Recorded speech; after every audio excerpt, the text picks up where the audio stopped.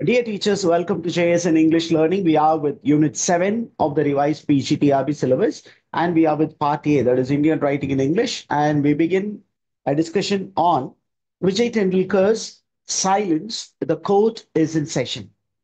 It's a very famous play that was written by Vijay Tendulkar, and we need to know who is Vijay Tendulkar. அப்போ விஜய் டெண்டுல்கர் யார் அப்படின்னு பார்த்துருவோம். Vijay Tendulkar is a very prominent Indian playwright, screenwriter, a novelist. He is also considered to be a social commentator. Okay, ஒரு ரொம்ப பாப்புலரான playwright, script writer, screen writer, novelist. அதுக்கப்புறம் இந்த சொசைட்டியை பத்தி கமெண்ட் பண்ணக்கூடிய ஒரு மாமனிதனாக அவர் இருந்திருக்கிறார். இவர் வாழ்ந்த காலம் 1928 இருந்து 2008 வரைக்கும். சரி, எங்க வாழ்ந்தார், எந்த மாநிலத்தை சேர்ந்தவர், இந்தியர் அப்படின்னு சொன்னாங்க, எந்த மாநிலம் அப்படின்னு ஒரு கேள்வி வந்துடும். So he was born in Maharashtra. மகாராஷ்டிராவை சேர்ந்தவர். ஏறக்குறைய மகாராஷ்டிரா அப்படிங்கும்போது அவர் பிறந்த ஊர் அப்படிங்கும்போது Kolhapur, and this is exactly some 200 miles south of Mumbai. Okay, மும்பைக்கு பக்கத்துல இருக்கக்கூடிய ஒரு இடத்தில் பிறந்தவர். எப்போ பிறந்தார் அப்படின்னு கேட்கலாம். He was born on 6th January 1928. And then நமக்கு ஒரு ரைட்டர் எடுத்துக்கிட்டிங்கன்னா அவருடைய பர்த் டேட்டு, அந்த டெத்து, அதெல்லாம் கொஞ்சம் ஞாபகமாக வச்சுக்கணும்.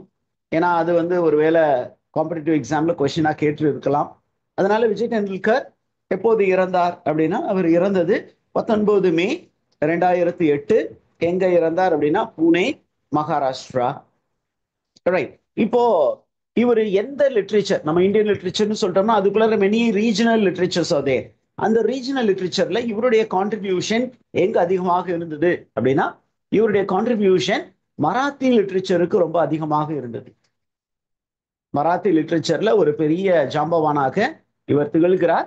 அதே நேரத்துல இன்னைக்கு மாடர்ன் இந்தியன் தியேட்டர் அப்படின்னு சொல்லக்கூடிய அந்த மாடர்ன் இந்தியன் தியேட்டருக்கு அதிகப்படியான கான்ட்ரிபியூஷன் கொடுத்த ஒரு பெரிய ரைட்டர் வந்து விஜய் டெண்டுல்கர். இந்தியன் தியேட்டர் அப்படின்னு எடுத்துக்கிட்டீங்கன்னா அதுல ஏன்ஷியன் தியேட்டர், நமக்கு அப்புறம் வந்து ப்ரீ இண்டிபெண்டன்ட், போஸ்ட் இண்டிபெண்டன்ட். அந்த போஸ்ட் இண்டிபெண்டன்ட்ல மாடர்ன் இந்தியன் தியேட்டர் அப்படின்னு ஒரு கான்செப்ட் இருக்கு. அந்த மாடர்ன் இந்தியன் தியேட்டர், இன்னைக்கு தியேட்டர் வந்து மாடர்னா இருக்கு அப்படின்னா அதற்கு ஒரு சில சிற்பிகள். அப்போ இந்தியன் மாடர்ன் இந்தியன் தியேட்டர்ல ஒரு சிற்பியாக இருந்தவர் Vijay Tendulkar. Is information clear teachers? ரொம்ப முக்கியமானது என்ன அப்படின்னு கேட்டீங்கன்னா, இவர் வந்து நம்ம இந்தியன் ஃப்ரீடம் ஸ்ட்ரகிள் அதுல தன்னையே உட்படுத்தி கொண்டார் அப்படிங்கிற ஒரு இன்ஃபர்மேஷனும் இருக்கு. அட் தி ஏஜ் ஆஃப் 14, 14ஆம் வயதில் என்ன பண்ணாரு அப்படின்னா, ஃபார்மல் ஸ்கூலிங்கை விட்டுட்டு இந்தியா ஸ்ட்ரகிள் ஃபார் இண்டிபெண்டன்ஸ் அதுல தன்னை ஈடுபடுத்தி கொண்டார். எப்படி இருந்தாலும் சரி, அவர் என்ன பண்ணல, இந்த தன்னுடைய இன்டெலெக்சுவல் பர்சியூட்டையும் தனது ஆர்டிஸ்டிக் எக்ஸ்பிரஷனையும் விட்டதாக இல்லை. படிப்பை தான் விட்டார், ஃபார்மல் எஜுகேஷன் விட்டாரு. ஆனா அவர் தன்னுடைய அறிவு தேடலை விடவில்லை. அதே நேரத்துல இவருக்குள்ள ஒரு ஆர்டிஸ்ட் ஒளிந்து இருந்தார். அந்த ஆர்டிஸ்டுக்கு தேவையான விஷயங்களை இவர் செய்து கொண்டிருந்தார். அதுக்கப்புறம் நம்ம பார்க்குறோம், பிற்காலத்துல அவர் வந்து ஸ்கூலு, அந்த இண்டிபெண்டன்ஸ்க்கு அப்புறம் ஸ்கூலு அந்த மாதிரி கொஞ்சம் கொஞ்சம் படிச்சுட்டு என்ன பண்ணாரு, he became a journalist. ஏன் அவருடைய ப்ரொஃபஷன் என்ன அப்படின்னு கேட்டா, initially he was a journalist and then he started writing for newspapers. என்னென்ன நியூஸ் பேப்பரோட இவருடைய பெயர் அசோசியேட் ஆயிருக்கு அப்படின்னா, his name is associated with Lok சத்தா and மராத்தா அப்படிங்கக்கூடிய அந்த நியூஸ் பேப்பர்ஸோடு இவரது பெயர் என்ன இருக்கு, இணைந்து இருக்கிறது. ஏன் அப்படின்னா அந்த நியூஸ் பேப்பர்ஸுக்கு இவர் ரைட்டரா இருந்திருக்கிறார், இவர் ஜேர்னலிஸ்டா இருந்திருக்கிறாரு, இவர் எடிட்டரா இருந்திருக்கிறாரு. இருந்தா என்ன சார் அப்படின்னு கேட்டீங்கன்னா, he was known for his sharp and fearless commentary of the problems in the society, and he was voicing the concerns of the oppressed people. ஒடுக்கப்பட்ட மக்கள், ஓரம் தள்ளப்பட்ட மக்கள், விளிம்பு நிலை மக்கள், அவர்களது குரலாக இவர் இருந்தார். அப்படிப்பட்ட ஒரு நல்ல எழுத்தாளர் தான் விஜய் டெண்டுல்கர். ரைட்டா டீச்சர்ஸ்? இந்த இன்ஃபர்மேஷன்லாம் புரிந்துதா? இவர் ஒரு சோசியல் கமெண்டேட்டர், ஓகே, ஒரு சமூக திறனாய்வாளராக இருந்திருக்கிறார். திறனாய்வு நிறைய பண்ணி இருக்கிறாரு அவருடைய எழுத்துக்களின் மூலமாக. அப்ப இவர் வந்து இவருடைய அந்த ரைட்டிங்ஸை வச்சு நம்ம இவர் எப்படிப்பட்டவர் அப்படின்னு கணிக்கலாம். அப்ப இவர் எப்படிப்பட்டவர் அப்படின்னு பாத்தீங்கன்னா, இவரை பத்தி சொல்லும் பொழுது ரொம்ப தெளிவா சொல்லி இருக்கிறாங்க. he was a progressive thinker. இவர் வந்து ஒரு முற்போக்கு சிந்தனையாளர். அதே நேரத்துல he was very daringly challenging injustice, hypocrisy and authoritarianism in all forms.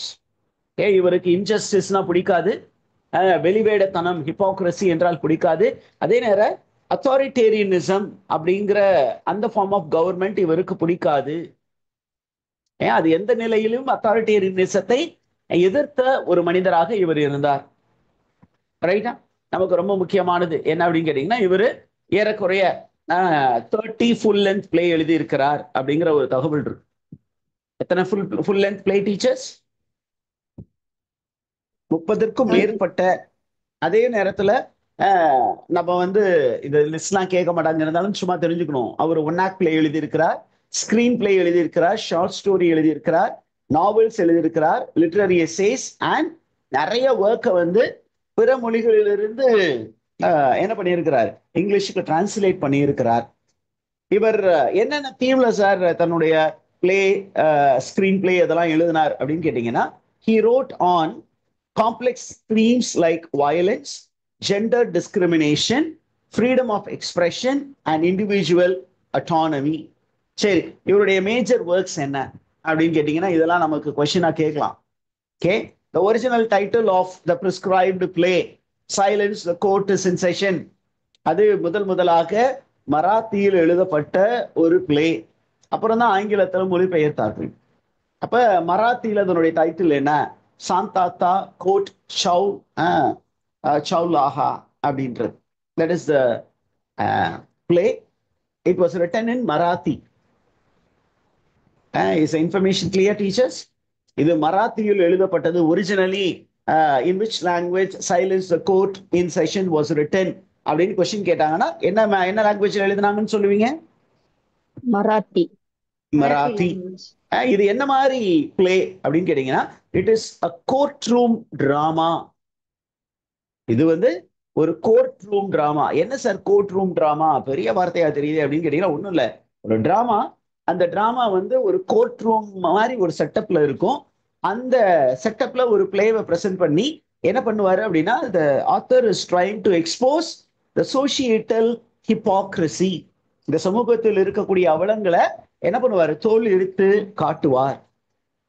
அந்த மாதிரி ஒரு பிளே தான் this particular play, silence, the court is in session. அப்ப இந்த பிளேவுக்கு சென்ட்ரல் என்ன அப்படின்னா, ஒரு கோர்ட் சீன். இந்த கோர்ட் சீன்ல யார் யாரு எந்த பக்கம் நிக்க போறாங்க, யாரு நியாயத்து பக்கம் நிக்க போறாங்க, யாரு அநியாயத்து பக்கம் நிக்க போறாங்க அப்படிங்கிறது தான் நமக்கு அந்த பிளே. அதற்கப்புறம் யூ ஹாவ் காஷிராம் கோட்வால் அப்படின்னு ஒரு ஒர்க் எழுதியிருந்தார். 1972 வந்தது. அதற்கப்புறம் ஷகாராம் பிந்தர் 1972. தென் கன்யாதான் அப்படின்னு ஒரு ஒர்க், ரொம்ப ஃபேமஸான ஒர்க். இது எல்லாமே 1983. அப்புறம் கமலா 1981 அண்ட் த வல்ச்சர்ஸ் 1970. அப்புறம் பேபின்னு ஒரு சைக்கலாஜிக்கல் ஒர்க்கும் எழுதி இருக்கிறார். அதற்கான பப்ளிகேஷன் டேட் என்னால் கண்டுபிடிக்க முடியல, முடிந்தால் நீங்கள் கண்டுபிடிச்சு. நமக்கு தேவை என்ன அப்படின்னா, இந்த ஆத்தர் என்ன மாதிரி அவார்ட்ஸ் வாங்கி இருக்கிறார், என்ன மாதிரி ரெக்கக்னிஷன்ஸ் அவருக்கு கிடைச்சிருக்கு, அதெல்லாம் கொஞ்சம் நான் உங்களுக்கு கலெக்ட் பண்ணி கொடுத்துருக்கேன்.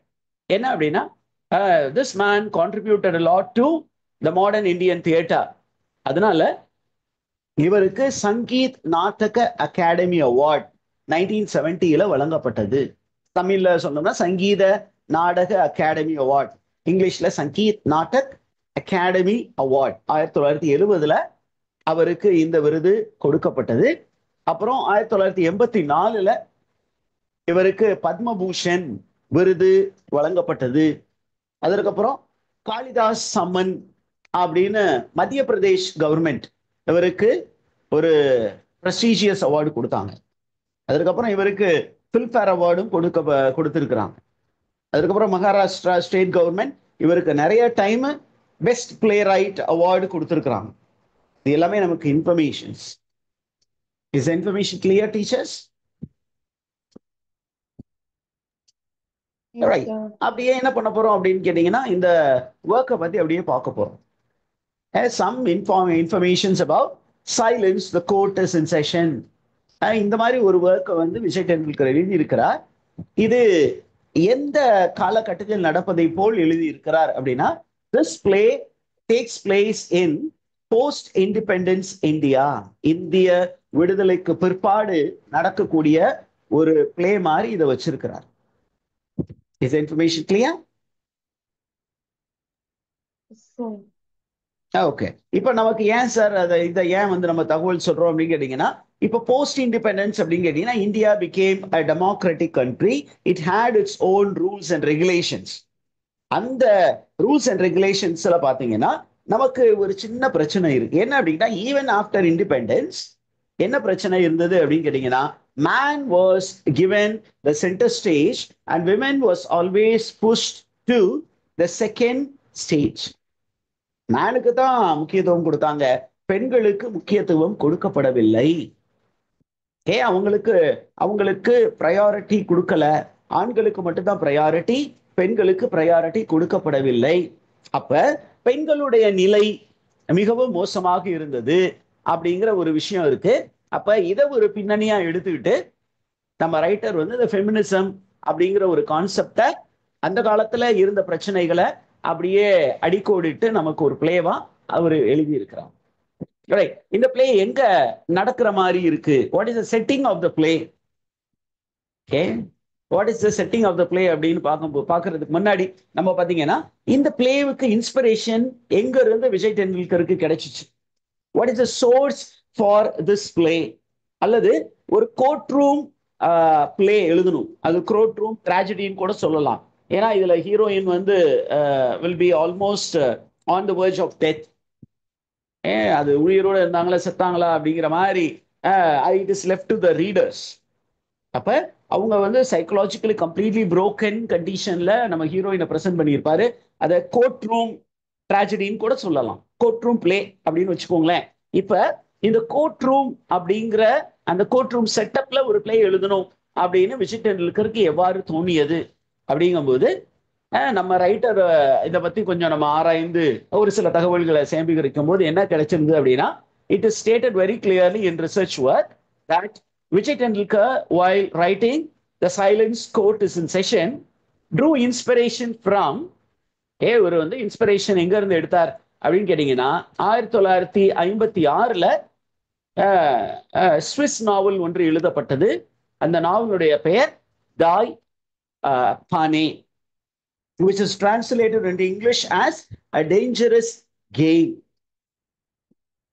தாய் பானே, which was translated into A Dangerous Game. இந்த நாவல்ல இருந்து அவருக்கு இன்ஸ்பிரேஷன் கிடைச்சிருக்கு. இது மட்டும் இல்லாமல் இதே மாதிரி கோர்ட் ரூம் ட்ரையலை மையமாக வைத்து எழுதப்பட்ட மற்ற பிளேஸும் இருந்தது. அதையும் ஒருவேளை நம்ம ரைட்டர் வந்து படித்திருக்கலாம். என்ன அப்படின்னு கேட்டீங்கன்னா, 12 Angry Men அப்படிங்கிற ஒரு பிளே இருந்தது. 12 Angry Men, it is a tele play. அதுக்கப்புறம் பாத்தீங்கன்னா ஒரு லீகல் டிராமா ஒன்று இருந்தது, அதுக்கு பேரு A Few Good Men. Is the information clear, teachers? இந்த பிளே எல்லாம் நம்ம பிளேவுக்கு முன்னாடி எழுதப்பட்ட பிளே. அதனால அந்த பிளேல இருக்கக்கூடிய அந்த ஸ்ட்ரக்சர் அது எல்லாத்தையுமே நம்ம ரைட்டர் படித்து இருக்கலாம். அதுல இருந்து ஒரு சில இன்ஸ்பிரேஷன் எடுத்து தான் எழுதக்கூடிய பிளேக்குள்ளார கொண்டு வந்திருக்கலாம் அப்படின்னு ஆய்வாளர்கள் நம்புகிறார்கள். இப்போ நம்ம இன்னும் கொஞ்சம் இன்ஃபர்மேஷன்ஸ் பார்க்க போறோம். என்னன்னா, what are the publication data that is available for us? Number 1, ரொம்ப இம்பார்ட்டன்ட், அடிக்கடி காம்படிட்டிவ் எக்ஸாம்ல கேட்கப்படுவது என்ன அப்படின்னா, silence the court is in session. The title is in English, but originally it was written in which language? It was originally Marathi. மறந்துடாதீங்க, ஏன்னா இதுதான் competitive எக்ஸாம்ல முன்னாடி எல்லாம் கேட்டிருக்கிறாங்க. அது நெட் எக்ஸாமா இருக்கட்டும், செட் எக்ஸாமா இருக்கும். ஒரு 5 ஸ்டேட்ஸ்ல செட் எக்ஸாம் கண்டக்ட் பண்ணியிருக்கிறாங்க. ரொம்ப டஃபாலாம் கேட்கல, இந்த மாதிரி சிம்பிள் கொஸ்டின் கேட்டிருக்காங்க. அதனால ரொம்ப பயந்து போய் இருக்காதீங்க, நீங்க படிச்சதுல தான் கொஸ்டின் வரப்போ. ரைட், இந்த பிளே வந்து எடுத்துக்கிட்டீங்கன்னா, what is the full title அப்படிங்கும்போது full title is silence the court is in session. எப்போ எழுதப்பட்டது அப்படின்னா இட் வாஸ் ரிட்டன் இன் 1963, 1963 எழுதியிருக்கிறாங்க. ஓகே, எங்க எழுதினாங்க அப்படின்னா ஒரு மும்பையில எழுதி இருக்கிறார். அண்ட் இந்த பிளே வந்து எப்போ ஃபர்ஸ்ட் பப்ளிஷ் ஆச்சு அப்படின்னா இட் வாஸ் ஃபர்ஸ்ட் பப்ளிஷ்ட் இன் 1967. எழுதப்பட்டது 1963. ஆனா பப்ளிஷ் பண்ணப்பட்டது எந்த வருடம்? 67 1967. 1967. பியூட்டிஃபுல். சரி,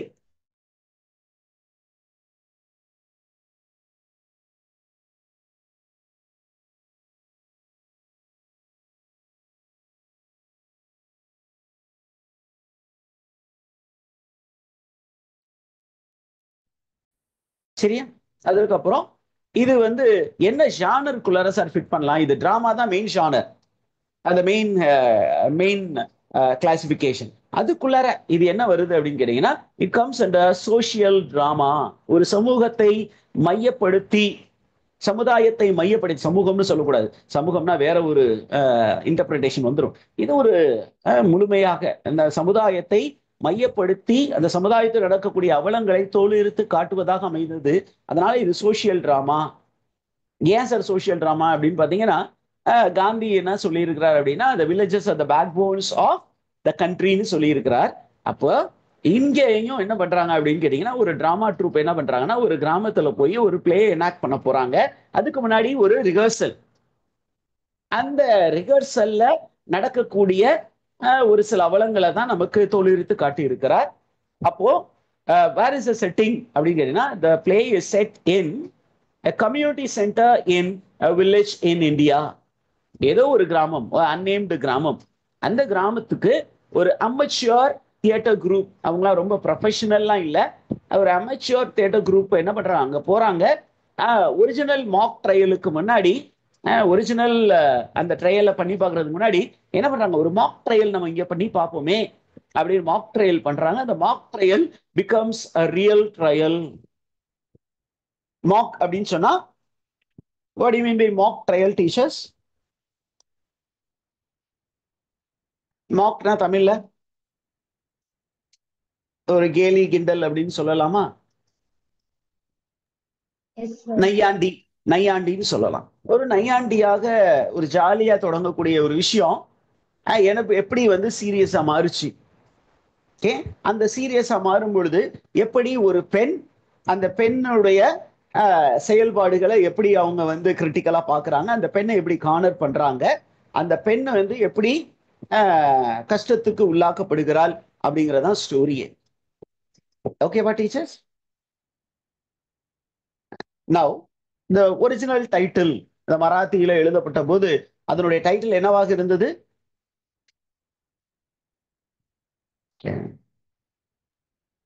சாந்தாதா சோ காட் ஷால் ஆ அப்படிங்கிறது தான் அது மராத்தியில எழுதப்பட்டது. அதை இங்கிலீஷ்ல டிரான்ஸ்லேட் பண்ணது யாரு அப்படின்னு கொஸ்டின் கேட்கலாம். அதனாலதான் நான் இதையும் இங்க உங்களுக்கு கேதர் பண்ணி போட்டிருக்கேன். இதெல்லாமே அத்தன்டிக் சோர்ஸ்ல இருந்து தான் எடுத்து உங்களுக்கு கொடுத்துருக்கேன். It was translated by Priya Adarkar. இதை இங்கிலீஷ்ல டிரான்ஸ்லேட் பண்ணது யாருன்னு கேட்கலாம். அதனால இதுக்கும் தயாரா இருங்க. பிரியா அதார்கர் என்ற ஒரு அறிஞர் வந்து இதை இங்கிலீஷ்ல டிரான்ஸ்லேட் பண்ணி இருக்கிறாங்க. இதுல மொத்தம் எத்தனை ஆக்ட் அந்த மாதிரி கொஸ்டின் வரலாம். ஸோ மொத்தம் இந்த பர்டிகுலர் பிளேல எத்தனை ஆக்ட் இருக்கு? 3 acts. இந்த 3 acts இருக்கு.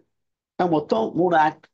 அந்த 3 ஆக்டும் நீங்க அப்படியே படிச்சு பார்த்தீங்கன்னா இதுல நம்ம விஜய் டெண்டுல்கர் எப்படி ஒரு ப்ரோக்ரெசிவ் திங்கராக இருந்தார் அப்படிங்கிறது நமக்கு தெளிவாக தெரியும். ஓகே, ஒரு ஆர்த்தடாக்ஸ் சொசைட்டி, அந்த ஆர்த்தடாக்ஸ் சொசைட்டி என்ன பண்ணுது அப்படின்னா கொஞ்சம் கூட மனிதர்களை அந்த மனிதாபிமானத்தோடு நடத்துவது இல்லை. ஒரு சில ப்ரோக்ரெசிவ் திங்கர்ஸை எப்படி அந்த சொசைட்டி டீல் பண்ணுச்சு அப்படிங்கிற மாதிரி தான் இந்த பிளேவை அவர் எழுதியிருக்கிறார். Right, now we are going to see what is this. ஏற்கனவே கொஞ்சம் சோர்ஸ் பார்த்துட்டோம். ஏற்கனவே ஒரு சில புத்தகங்கள், ஒரு சில நாடகங்கள், அதுல இருந்து சோர்ஸ் இன்ஸ்பிரேஷன் வந்துச்சுன்னு சொல்றோம். இன்னொரு ரிசர்ச் ஆர்டிகல் நான் படிச்சுக்கிட்டு இருக்கும்போது என்ன சொன்னாங்க அப்படின்னு கேட்டீங்கன்னா Vijay Tendulkar was really inspired by real life incident. அவர் வாழ்க்கையில் அவர் பார்த்த ஒரு சில நிகழ்வுகளை மையப்படுத்தி தான் இந்த கதையை எழுதினார்.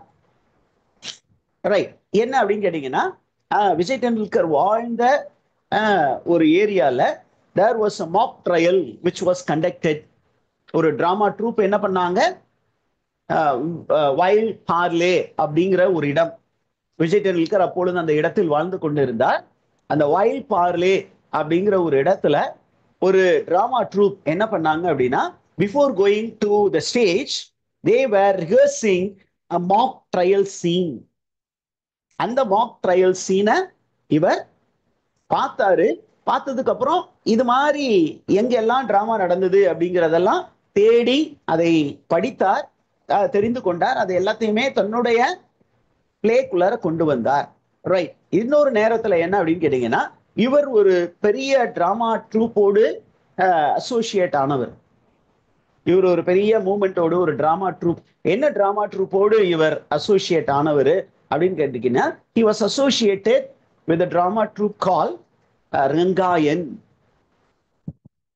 என்ன ட்ரூப்? ரங்காயன். ரங்காயன் அப்படிங்கிற ஒரு drama troupe. TROUPE, not TROOPE, TROUPE. இத பத்தி நம்ம ஏற்கனவே ஒரு MCQ வீடியோ இருக்கு நம்முடைய பிளேலிஸ்ட், சேனல் பிளேலிஸ்ட்ல போய் பாத்தீங்கன்னா இந்த பிளே உடைய MCQ இருக்கும்.